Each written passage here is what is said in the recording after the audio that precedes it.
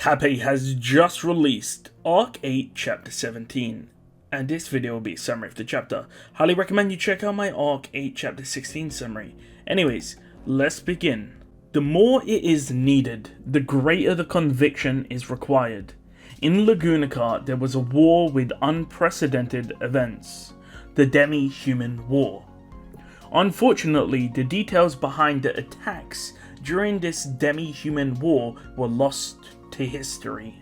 An attack lashed out, cleaving between numerous pale-skinned Imperial guards, scattering them around. There was a mass of individuals, and they had no coordination, and therefore the boy who stood there, Garfiel, would not fall behind. A slash rings out and grazes Garfield's neck, but he dodges. Out of every undead, maybe 1 in 20 is skilled, therefore you need to be cautious. Garfield lunges forward, shattering an undead in his way.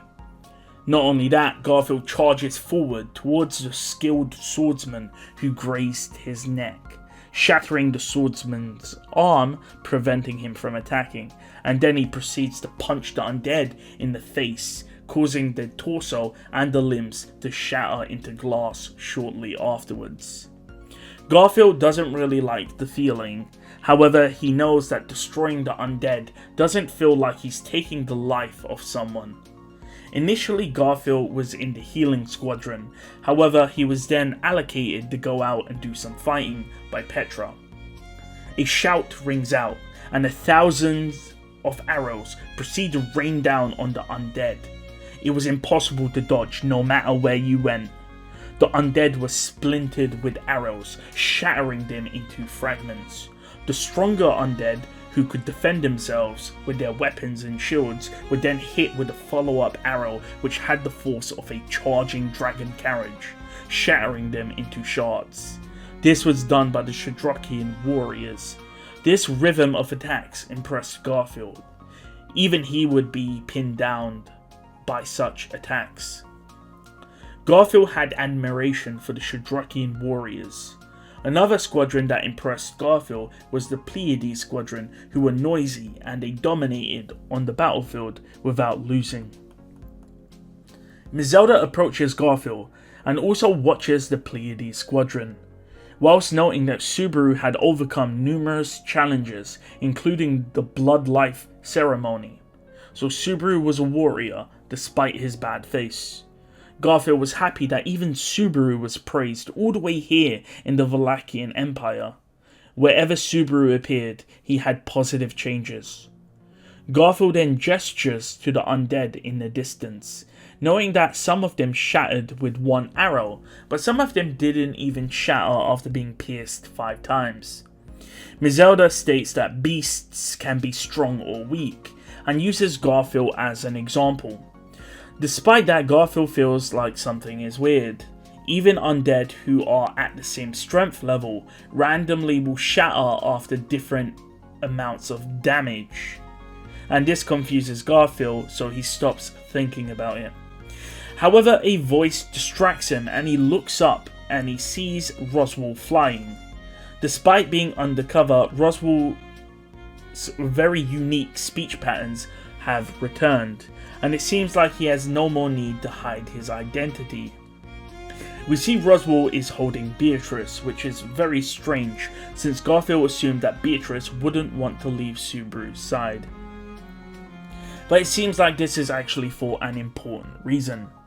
Garfield is then asked if he understands why he is nervous, and he is told that he needs to know the enemy before he does anything.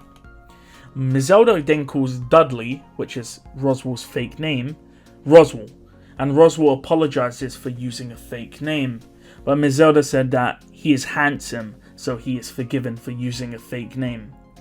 Zelda then asks what their approach is, and Roswell explains that there is no better solution than the magical approach, and Roswell and Beatrice are the best qualified to determine what is happening. Roswell then asks Garfield if he learned anything by fighting for so long, and Garfield states he doesn't understand why the undead have different levels of stamina and vitality.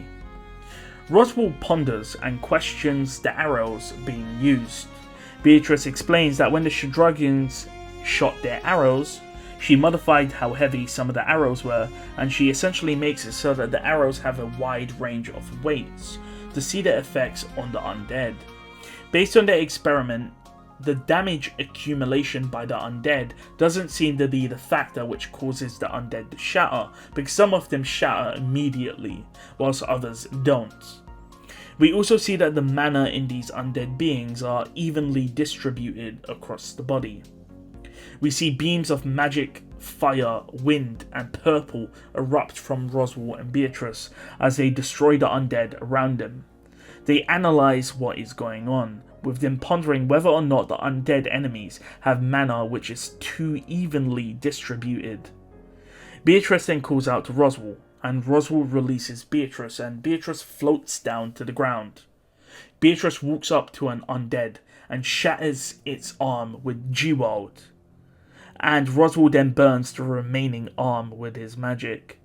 Beatrice touches the undead's forehead and then claims that she knew it. Roswell then grabs Beatrice and kills the undead, shattering it into glass shards. And then they come to the conclusion that this is restorative magic.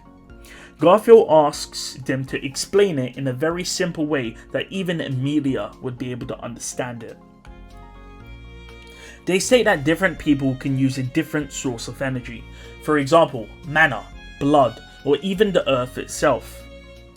Garfiel then responds with asking whether or not this is the sacrament of the immortal king, which then she states that the starting point is the same, but the approach is different. The sacrament of the immortal king first focuses on the vessel, and then it fills it with a soul. However, this magic is the opposite. It is soul first, and then the vessel will take shape according to the soul itself. With that, Roswell states he believes he knows who is behind this magic. Beatrice freezes, and Roswell asks if this is because her mother is involved, and she says, "Is it that obvious?" After all, to use this magic in this way would require a genius, which only Echidna would be able to do. Griselda then interrupts them as she looks into the distance to see a new enemy appear. Garfiel, Roswell and Beatrice turn to look, and they all react in different ways.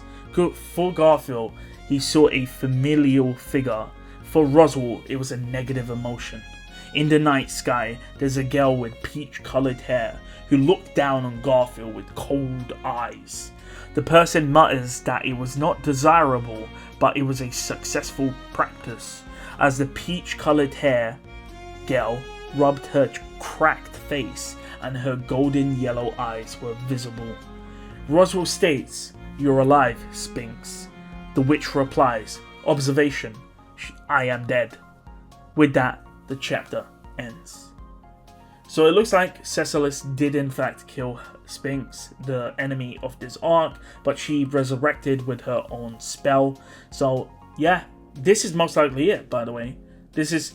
Arc 8 is most likely ending to the final fight right now. This is going to be the final fight. Defeat her, and it's the end of the situation.